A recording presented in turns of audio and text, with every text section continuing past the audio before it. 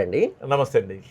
మనకి యాక్చువల్‌గా ఇప్పుడు పూజ గది ఏదైతే ఉందో అది ఈశాన్యం వైపే ఉండాలి అంటారు గదా! అవును. దానికి ప్రత్యేకంగా ఏమైనా కారణం ఉందంటారా? అంటే మనం ఆ దిక్కులన్నిటికీ ఒక్కొక్క దిక్కుకి ఒక్కొక్క ప్రత్యేకత ఉంది. ఏ దిక్కు ఎక్కువ తక్కువ కాదు. కాకపోతే మన అభివృద్ధి నడిపించడానికి, మనం అభివృద్ధి అవ్వడానికి ఈ ఫ్యామిలీలో అన్ని రకాల అభివృద్ధి అవ్వడానికి తూర్పుని ఒక ప్రత్యేకంగా భావిస్తాం. ఇంకా వేరే దిక్కులు కూడా ఆ రకంగా భావించవచ్చు. కానీ తూర్పుకు ఒక విశిష్టత ఉంది. ఎందుకంటే సూర్యుడు ఉద్భవించేది తూర్పు నుండి.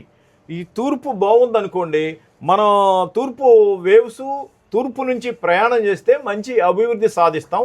తూర్పు దిక్కులో దేవతల నివాసం ఉంటారనే ఒక ఒక నమ్మకం ఉంది మన మన ఇండియన్ ప్రజలకి. అందుకని ఈశాన్యాన్ని ఒక ప్రత్యేకంగా కొలుస్తాం. మన ఫ్యామిలీ అభివృద్ధి అవ్వాలన్నా, మన పిల్లలు మంచి ఉన్నత స్థాయిలో ఉండాలన్నా, మనకి రిలేషన్స్ బాగుండాలన్నా, మన ఆర్థిక స్థితిగతులు బాగుండాలన్నా ఈశాన్యం నుంచి తూర్పు నుంచి వస్తాయి అనేది మన నమ్మకం.